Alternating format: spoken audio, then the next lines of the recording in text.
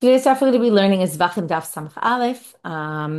I will remind everyone the daf for Shabbat now is usually even up before Friday morning, and you can always find it using the calendar view, which is a very useful tool on our website, on our new site that you can kind of click to the calendar and see what dafim are on what days, and you can find the daf that day. Like if you know you're still behind and haven't done Monday's daf, just click on calendar view. You can find it on any daf page, and you can go back to Monday and click right there and get into that shir. So the Shabbat daf will be up, and you can find it on the calendar ahead of time. And it won't appear as today's daf on Friday, which is a much better system, even for those who may have gotten used to that. But Friday's daf will be on Friday at the top. Shabbat's daf will be up when Saturday hits. Okay, so with that, we'll get started. We have a short daf, so it gives us time for some interesting tangents. Gemara always likes to tangent off, so it's nice if we get to also do it once in a while. Yesterday we talked about, let's just go back and remember what we were up to. Rabbi Elazar at the bottom of Samach Hamad Aleph, we were talking about the Mizbech, and Mizbech that's nifgam, that's damaged.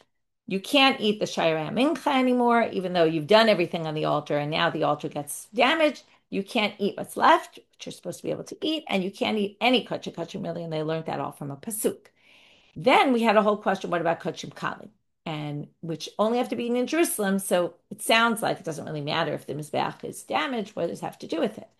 But we brought this opinion. Abaye brought the opinion of Rabbi Ishmael, who said basically that because we had this whole debate about kedusha. What if you say kedusha v'shana kedusha l'shata and didn't bati lavo, or is the original sanctity, was it not for future generations, or was it forever? Was the area always sanctified? Anyway, we got off on that a little bit and then basically explained that we hold that it wasn't Kidsha, and we're talking about a case where the Bechor, we have this case with the Bechor, just like the Dam has to be b'mizbeach, also the Basar needs to be on the Mizbeach. And that they gave a case that was very parallel to what we were talking about, where everything of the Bechor was done, just not having the meat eaten, and you still needed the Mizbeach, and there from that opinion and that explanation of Rabbi Ishmael, Abaye proves his opinion.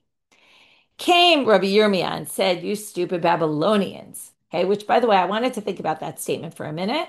First of all, on the Hebrew side of our site and the extra content, Rav Tubal-Kana has a whole shiur on someone insulting somebody else and the halachot of insulting and some interesting things about that if you want to delve into it more.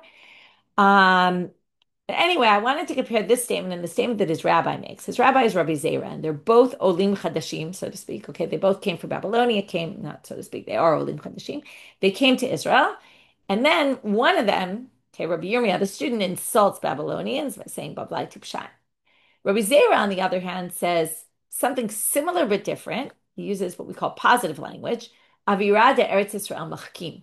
He said the air of Israel makes you smarter. Okay, so that's kind of almost saying the Israelis are smarter, but it doesn't mean the Babylonians are stupid. I mean, maybe it means that, but it's worded in a very more positive formulation, whereas Yirmiyah's student kind of took it into a negative place. Okay, but anyway, the point being, he says we have this contradiction between two sources, and the only way to resolve the contradiction is to say one source is talking about kochim kochim, one is talking about kochim kalin, and kochim kalin can be eaten, and kochim kochim can't be eaten.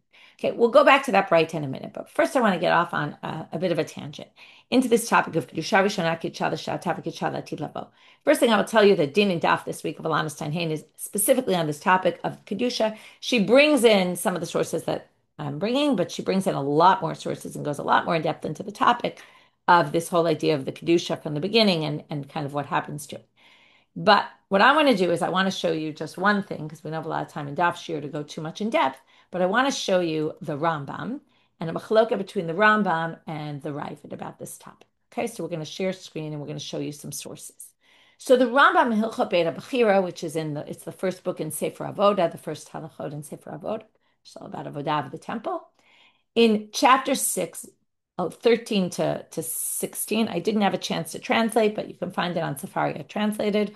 Also, Alana brought a lot of this and it's translated in hers. He basically paskins, okay, on this machloket of, is the sanctity forever? He says, yes. It was sanctified from the beginning, okay? Kedusha Rishona on the end of Yud Gimel. He says, ובמה נתקדשה בקדושה ראשונה שקדשה שלמה, שהוא קידש עזרה בירושלים. That was the pasuk we saw, that Shlomo sanctified the Azara, he sanctified Jerusalem. Lishatan v'kichan lati lavo, he did it for his time and for all future generations. And here comes the big crazy line of the Rambam. Leficha, and it's not really his chiddush, okay? I will quote it by him, but it's really Rabbi Yeshua in Masechet Eduyot.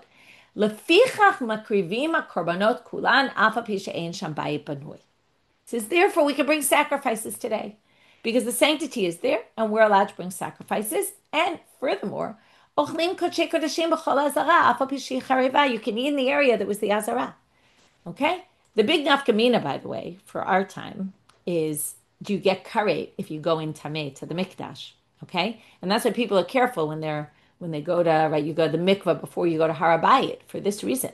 Because otherwise, potentially you could get karet if it's really the kedusha is there. That's, I mean, the big nafkamina is also, can you bring sacrifices? But no one these days is really trying to bring sacrifices. But it would be this issue of karet and whether you're chayav. So he basically says that the first thing that's interesting is he said you can sacrifice korbanot today, and you can even eat the kodesh kodeshim in the Azara, right? Hard to imagine. Then he makes a very interesting distinction. Now, if I had asked you, there's Kedushat Haaretz, which is for Trumot and Maserot, and all those halachot dependent on the land, and there's this Kedusha Rishonah of the Mikdash. Which would you think would be the more likely one to still be applicable today? Right? You probably say Kedushat Haaretz. Well, the Rambam says the exact opposite. He says B'Mikdash v'Yerushalayim, and here he gives a reason for it. The Kedusha Rishonah Kedusha Tilavo, but Kedushat Shar Eretz Israel for Shvid, for Shemitah, Maasrot, and all that, Lo Kedusha Tilavo. Okay, now I shouldn't say it the way I said it. That he says it's not relevant. It's not d'oraita today. But what he did say is the first sanctity of the land, when Yeshua came and conquered the land, that was not permanent. Why not? He says the first sanctity of the temple is for the God's presence. That cannot be canceled. But, and he quotes a pasuk, Vashimoti mikdashchem, I will destroy your mikdashim. And the Chachamim said, even though they're destroyed, they're still called your mikdashim. They're still sanctified. But Shemitah, he says, and all those other halachot, depending on the land, are because it's kibush rabim. That's from conquering. And since they were conquered by other people, that batel kibush, the conquering is gone, and therefore there's no Torah obligation for Trumot Masura. Okay, he's done two steps so far. He said kedusha is kedusha latilvo, and therefore we can do korbanot. And then he says, and I'm going to distinguish between that and kedushat haaretz, because kedushat haaretz was by conquering, and conquering they were reconquered, and others conquered it after them, and therefore that sanctity was no longer there. However, he makes one more jump. When Ezra came, though, now Ezra didn't conquer. How did he acquire the land? By chazaka. Remember Baba Batra and living in the land for 3 years? And he says something very interesting, which is hard to understand. Even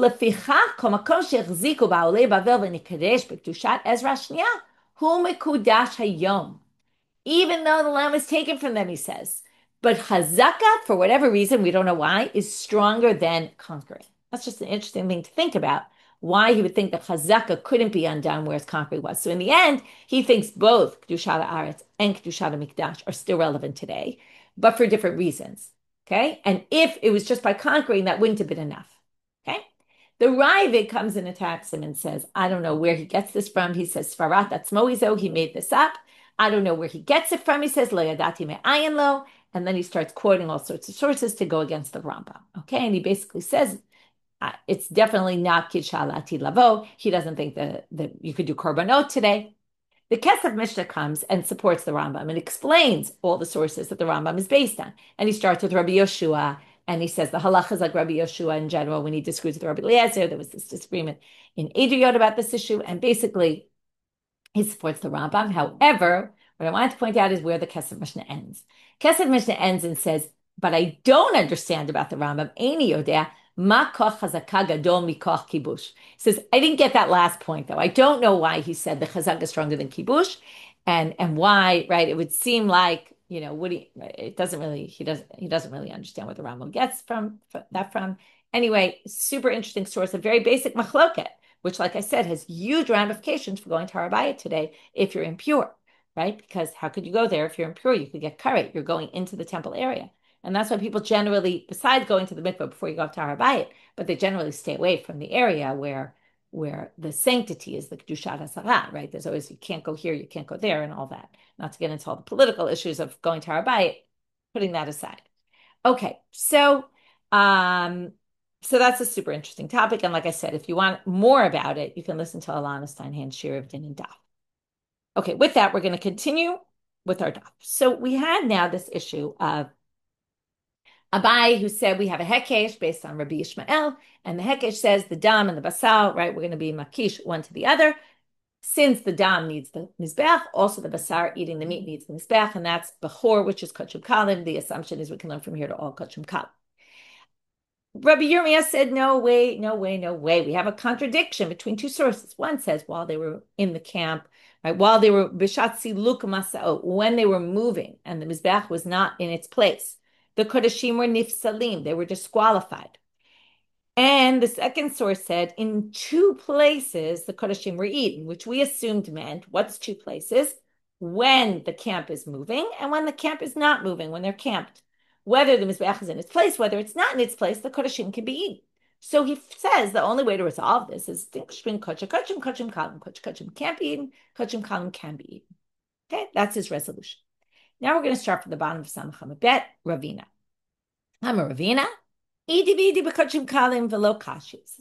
I can resolve this according to Abaye. How so? Very simply.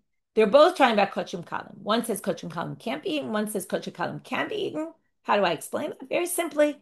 Rabbi Ishmael, Rabbanan. This is Rabbi Ishmael's opinion. This is Rabbi's opinion. The opinion we saw yesterday was Rabbi Ishmael, who says we make this hekesh between the blood and the meat, right? So just like the blood needs the mizbeach, the meat needs the mizbeach, can't be eaten.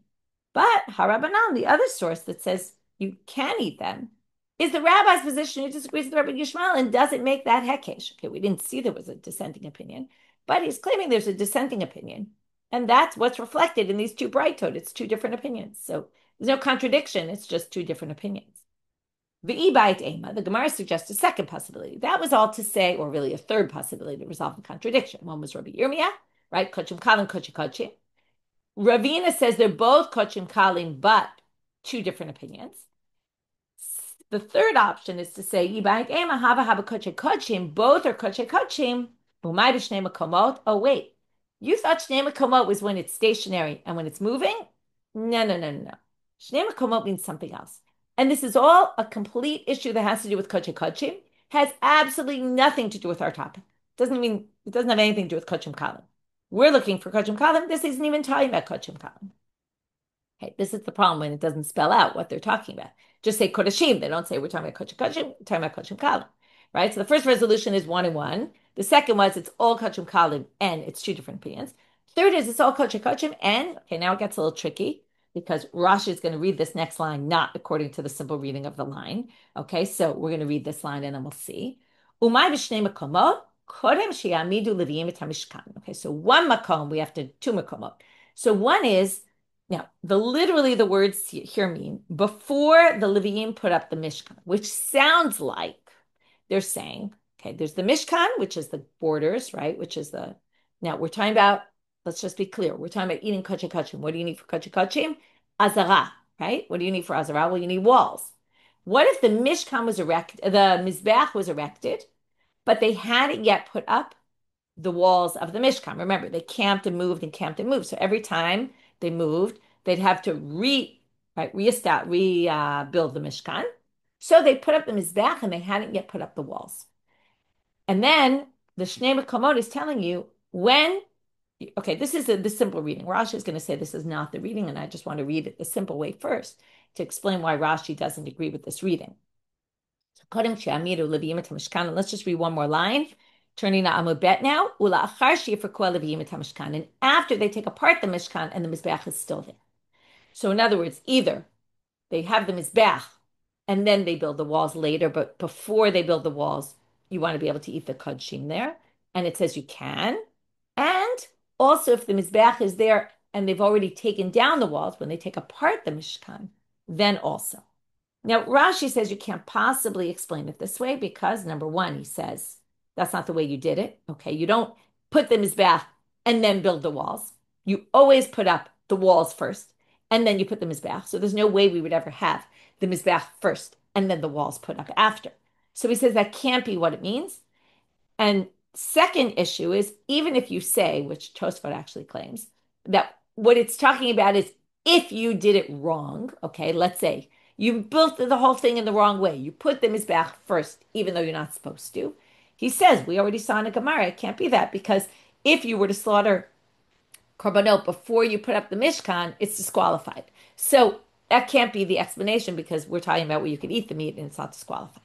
So Rashi has to, he has no choice, but to explain again. Tosfot has a whole different way of reading the sugya, but we're going to stick with Rashi.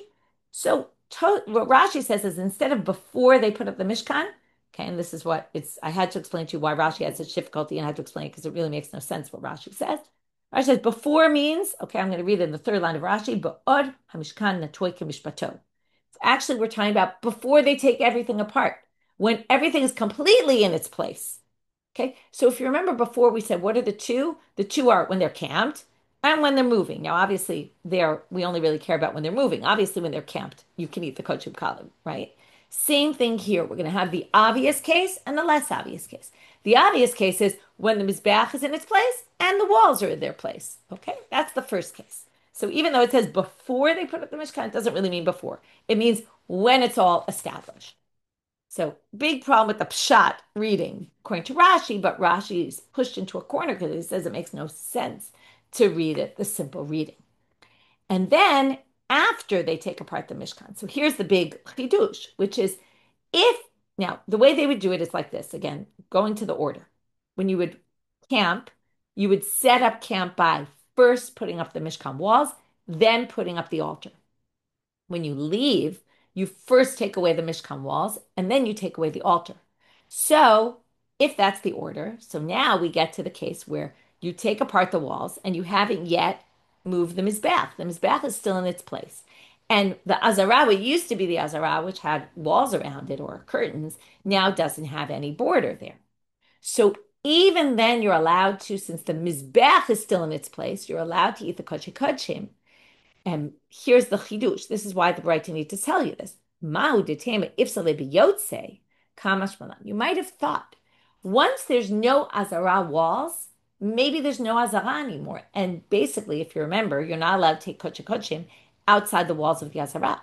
Well, now that the border's gone, maybe taking it anywhere outside the mizbeach is considered outside the azara. It's not in the azara anymore because there is no azara. You might have thought that, Kamash Malam, but this Braita is telling you, and that's why this Braita has nothing to do with eating Kachim Kalim when the Mizbeach is not there, because first of all, the Mizbeach is there, and second of all, the topic is Kachim, not Kachim Kalim.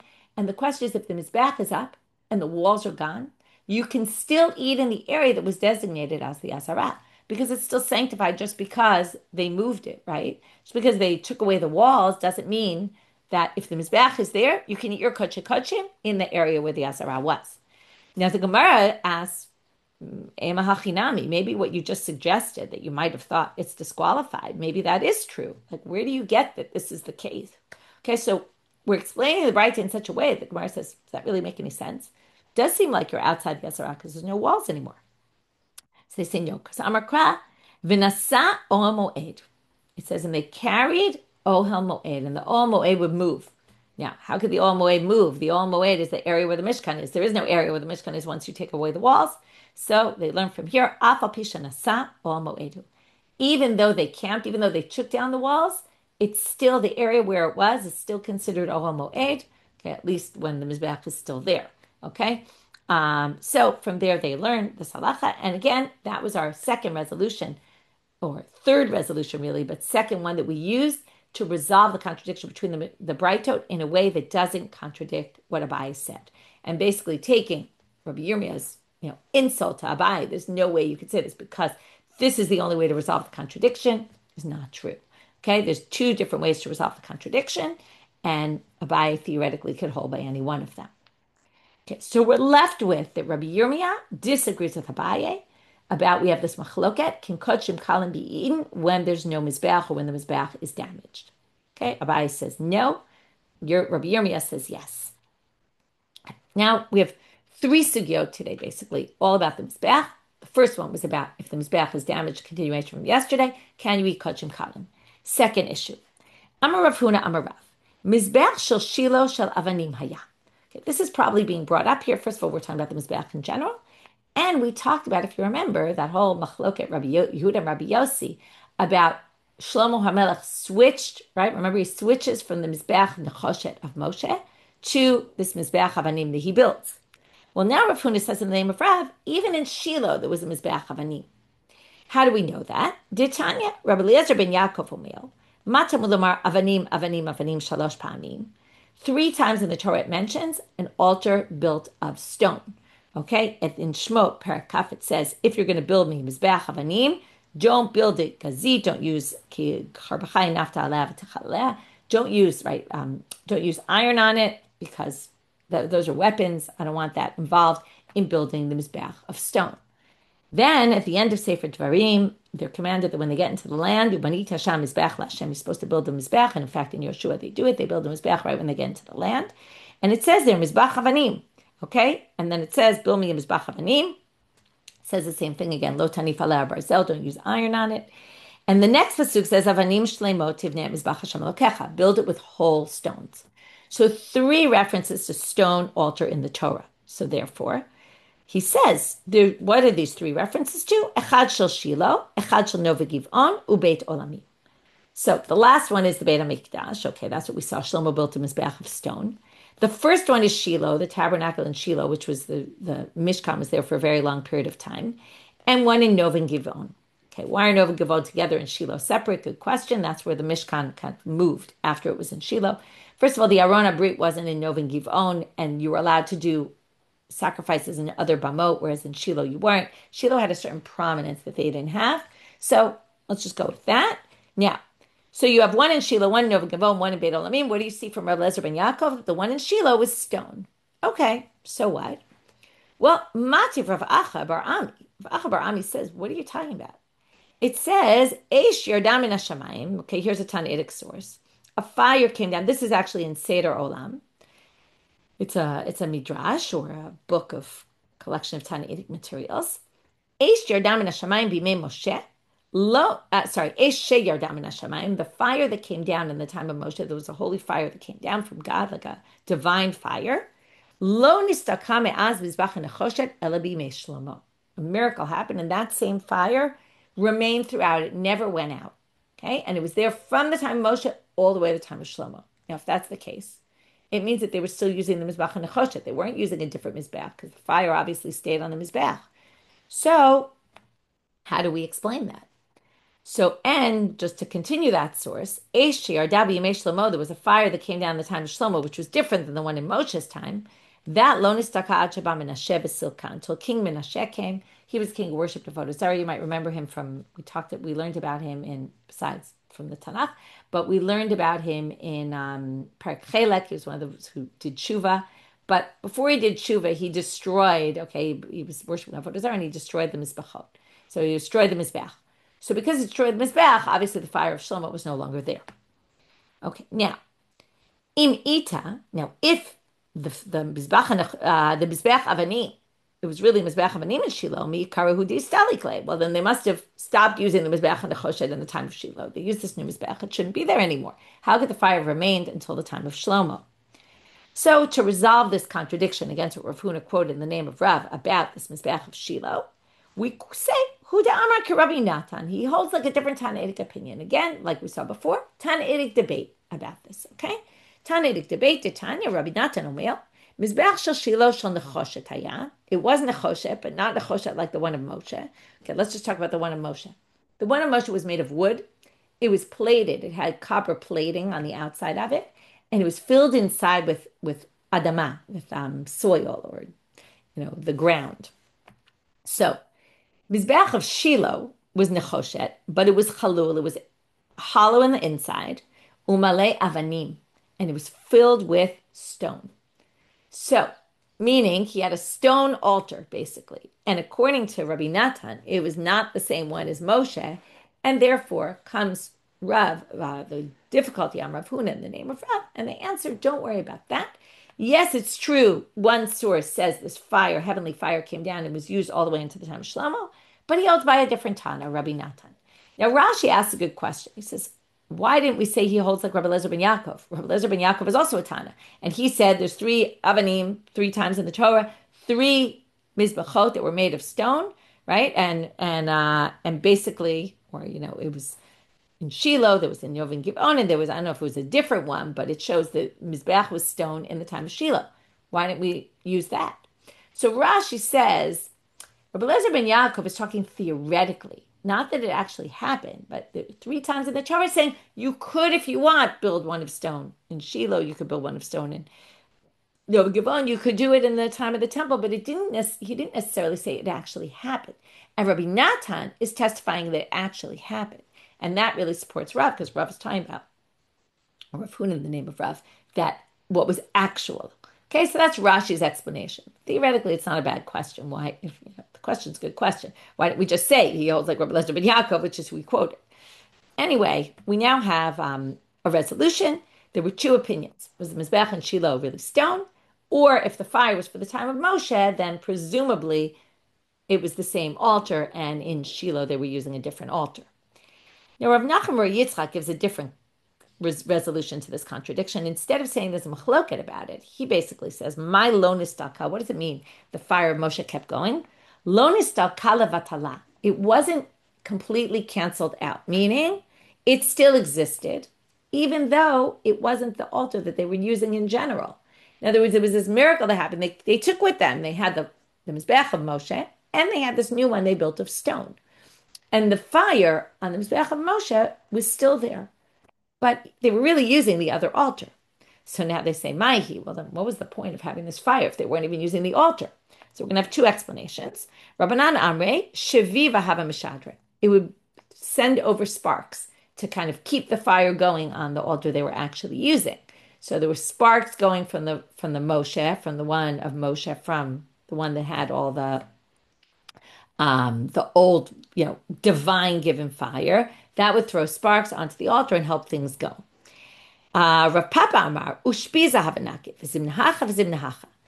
The fire was like a guest. Guest goes sometimes here, sometimes there. They move around. So the fire would kind of jump back and forth from altar to altar. Okay. Now, that was second sugya about the Mizbeach and Shiloh, was it stone or not? And like I said, this probably came up, I'm guessing, because we had this whole thing about the Mizbach and Nechoshet of Moshe that was replaced in the time of Shlomo. And here we learn that maybe there was some other altar that was really used more and not really the Mizbach and Nechoshet of Moshe. Perhaps it was taken with them, but it wasn't really in such use. Maybe it was used a little bit for the fire that was on it, okay? Or maybe there were just different opinions about whether it was used or whether it wasn't used, and there were two different approaches. Now we bring up a Mishnah in Midot. Okay, we're going to get to Midot soon in the cycle. It's in Kodashim. It's all about the measurements of the temple. Tananatam. That's when those maps we were talking about are going to come in handy. So, Ukshalu b'nei Agola, hosifu alav arba amot min hadarom va'arba amot min ha'ma'arav kimin gama. When they came in the Second Temple time period, okay, the Mizbeach in the time of Shlomo was 28 by 28 cubits. Okay, we talked about 20 by 20 yesterday. That was the space of the Ma'aracha. I forgot to mention that because we were comparing the 1 by 1 cubit space of Moshe to the 20 by 20 of Shlomo. 20 by 20 was the Ma'aracha, but it was 28 by 28. Now, we know that the Mizbeach in Bayit Sheni was 32 by 32. So what happened? Now we're going to see why it became 32 by 32. So they added 4 amot, 4 cubits on the south and on the west.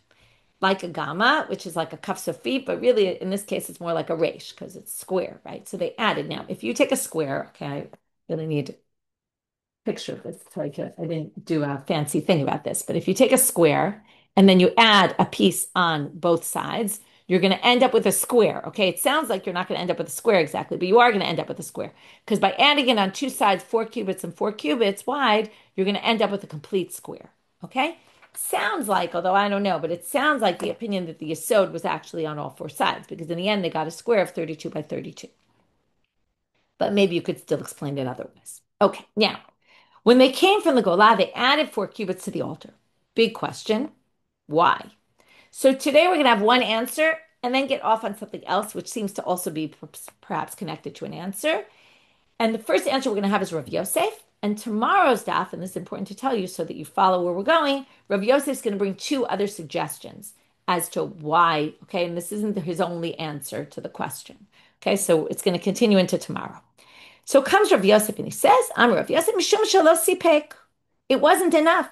They had more korbanot going, so they needed a bigger altar. That's usually the reason why you expand, right? You expand in your house because you have, no space for things, so you do a renovation.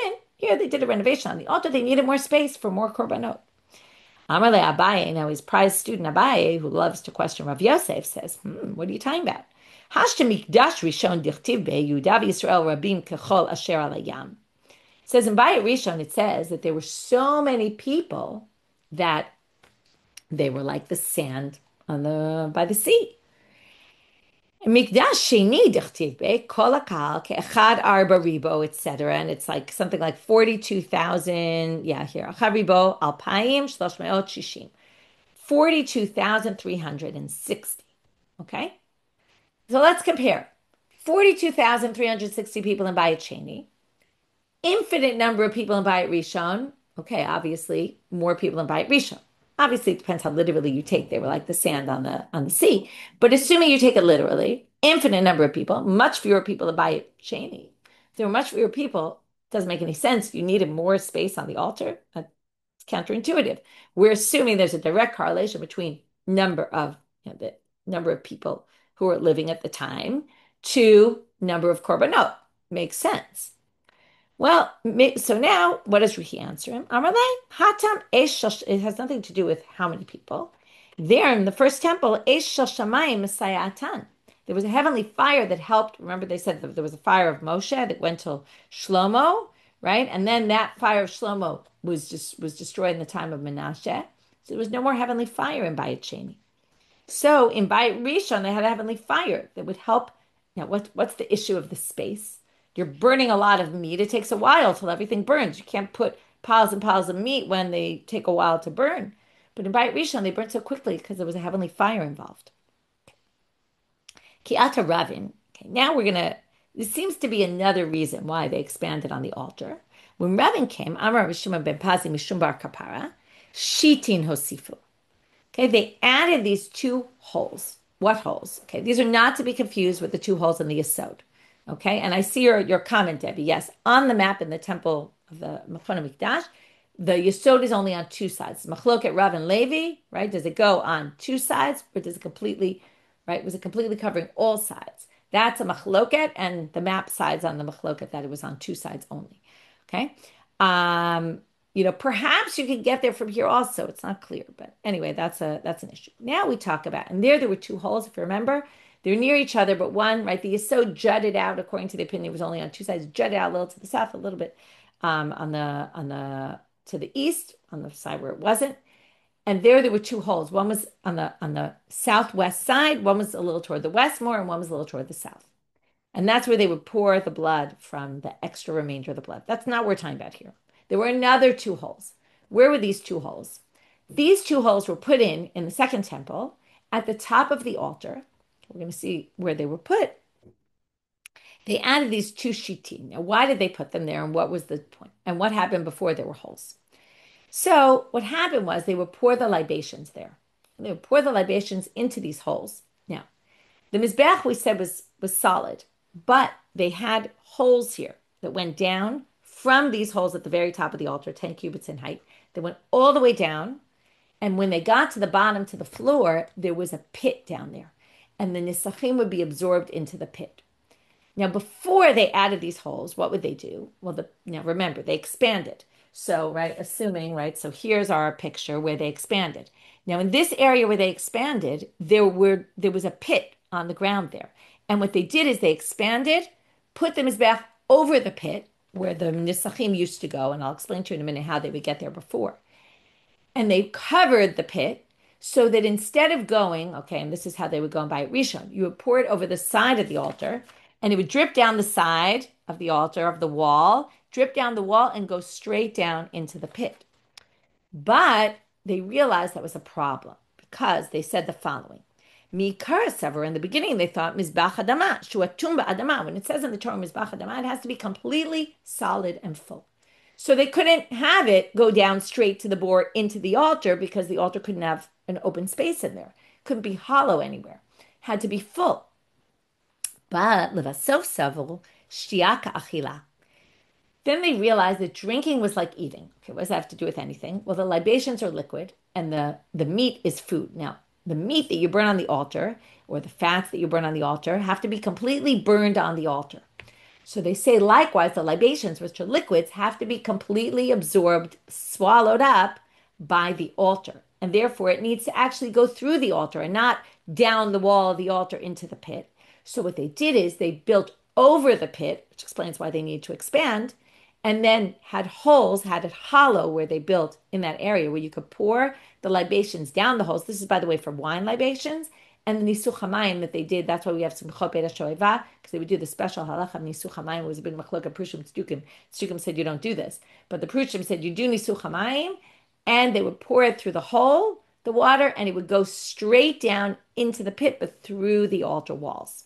So in the beginning, they thought it had to be completely solid. Then they realized that no, because the libations have to be absorbed by the altar, just like the meat does.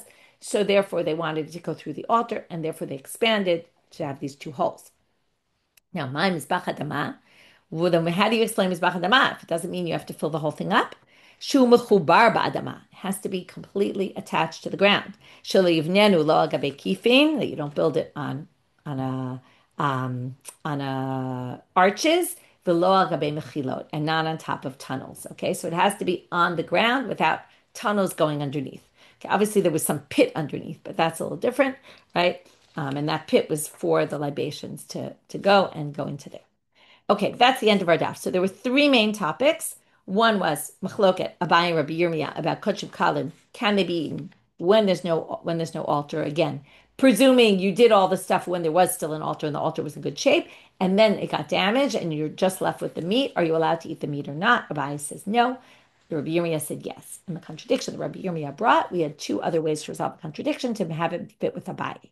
Then we got to Rav Huna Rav, who said the temple in the altar in Shiloh was made of stone. By the way, the topic of Gefet this week is all about the Mizbach Nechoshen and some problem in the pshat of the psukim or the pshat of this Gemara that doesn't work with the psukim that Rashi and Tosfot have a big debate about or a big explanation of how to deal with it. Anyway, more on the Mizbach Nechoshen you can listen in Gefet. The Mizbach of Shiloh was stone. Either there's a machloket about what it really was, or there's a way to explain that the fire of Moshe continued on the Mizbach Nechoshet, the divine fire that came from there. You can maybe possibly explain that there were two altars going and the fire was still there, and we had two explanations as to what that fire was used for. Then we have the third sugya, which is about the expansion of the altar, and we're still in the middle of that sugya. Why they expanded the altar by a chaining from 28 by 28 to 32 by 32. Either, right, we have Rav Yosef who said because it wasn't big enough, Tobias said, how could that be? But we had the answer of the fire. Heavenly fire wasn't there anymore to help things move along quicker. And so it doesn't have to do with population. It has to do with the strength of the fire. And also divine intervention. And then we had this issue of the shitin, which is they wanted to cover up the pit and have it go straight through the Mizbeach because they realized it needed to be absorbed by the Mizbeach. And then, like I said, we're going to get back to Rav Yosef, and he's going to have two other suggestions as to why they expanded the altar in the time of Bayit Sheni. With that, we finish for today. Wishing everyone Shabbat Shalom.